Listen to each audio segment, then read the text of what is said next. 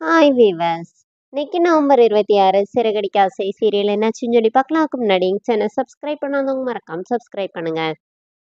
இன்னைக்கு என்ன அப்படின்னு சொல்லி பார்த்தீங்கன்னா, இங்க வந்து ரோஹிணி வந்து அவங்க அம்மாவை வந்து இங்க சென்னைக்கே கூட்டு வந்துடுறாங்க. அங்க ஒரு வீட்ல வந்து இவங்க வந்து பால் காய்ச்சி இந்த மாதிரி இருக்கும்போது ரோஹிணி அவங்க அம்மாவுக்கு பயங்கர ரூல்ஸ் போடுறாங்க. இந்த மாதிரி நீ வீட்டை விட்டு வெளியில போகக்கூடாது, 8 மணிக்கெல்லாம் கதவை பூட்டிடணும், வெளியில லைட் ஆஃப் பண்ணிடணும், இங்க பக்கத்துல யார்கிட்டயும் பேசக்கூடாது, கிறிஸ்டியன் விளையாட விடக்கூடாது அப்படின்னு சொல்லிட்டு அவங்க அம்மா கேட்குறாங்க. இது என்ன வீடா ஜெயிலடி, இத்தனை ரூல்ஸ் போடுற அப்படின்னோடனே, இங்க பாருமா நீ இப்படி இங்க இருந்தா தான் இங்க இருக்க முடியும். ஏன்னா நீ பாட்டுக்கு இந்த மாதிரி முத்து யாராவது உன்னை பார்த்துட்டா பிரச்சனையாயிரும்னே. இப்ப வித்யா என்ன சொல்றாங்கன்னா, அப்புறம் இவா ஜெயிலுக்கு போயிருவா அப்படிங்கிற மாதிரி சொல்றாங்க. நீ சும்மா ரெடி அப்படின்னு சொன்னோடனே இப்போ கிருஷ்ணன் வந்து வெளியில விளையாட விடுறாங்க. இங்க என்ன ஆகுது அப்படின்னு சொல்லி பார்த்தீங்கன்னா, அண்ணாமலை வந்து இங்க அவர் வந்து அவங்க ஃப்ரெண்டு சொன்னார் சொல்லிட்டு ஒரு ஸ்கூலுக்கு வந்து இன்டர்வியூக்கு வர்றாரு. அவங்க வேலைக்காக வர்றாரு. இங்க என்ன ஆகுதுன்னா, முத்து வந்து ஒரு சவாரிக்கு போனவர் இங்க பக்கத்துல தானே கிறிஷோட வீடு இருக்கு, போய் பார்த்துட்டு வந்துடலாம் சொல்லிட்டு கிறிஷை பார்க்க வரும்போது அவங்க வீடு பூட்டி இருக்கிறத பார்த்தோன்னே பக்கத்துல விசாரிக்கிறாரு. அவங்க என்ன சொல்றாங்கன்னா, அவங்களுக்கு ஏற்கனவே 2 நாள் உடம்பு சரியில்லைன்னு சொல்லிட்டு இருந்தாங்கப்பா. நான் கூட உங்க வீட்டுக்கு தான் வந்திருக்காங்கன்னு நினைச்சேன் அப்படின்னோடனே முத்து என்ன பண்றாரு, கால் பண்றாரு. ரோஹிணி வாங்கி பார்த்துட்டு, முத்து எந்த முத்துனோடனே, எனக்கு தெரிஞ்சது ஒரே ஒரு முத்து தாண்டி அப்படின்னு அவங்க அம்மா சொல்றாங்க. அப்போ இவன் எதுக்கு இப்போ ஃபோன் பண்றான், இங்க பாருமா நீ வந்து அவன்கிட்ட இந்த மாதிரி பேசுன்னு சொல்லி சொல்றாங்க. அது மியூட்ல காட்டுறாங்க.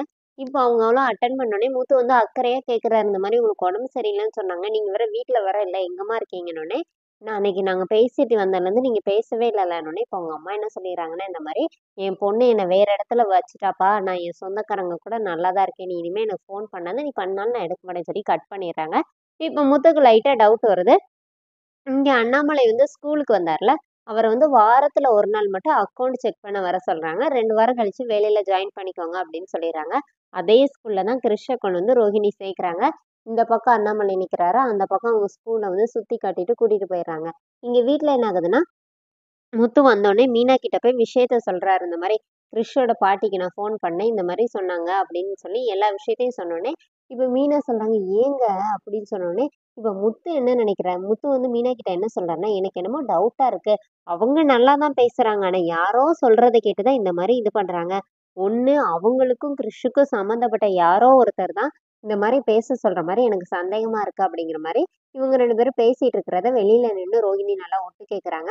அதோட என்னோட எபிசோட் ரன் பண்ணிட்டாங்க. நாளைக்கு என்ன அப்படின்னு சொல்லி பார்த்தீங்கன்னா, இங்க மீனா வந்து பூ குடுத்துட்டு வரும்போது, ஒருத்தன் வந்து நின்னு மீனாவ ஒரு மாரி பார்த்துட்டே மீனாவ ஃபாலோ பண்ணி வந்துட்டே இருக்கிறான். மீனா பயந்து போய் வித்யாவோட வீட்டுக்கு வந்து கதவு தட்டுறாங்க.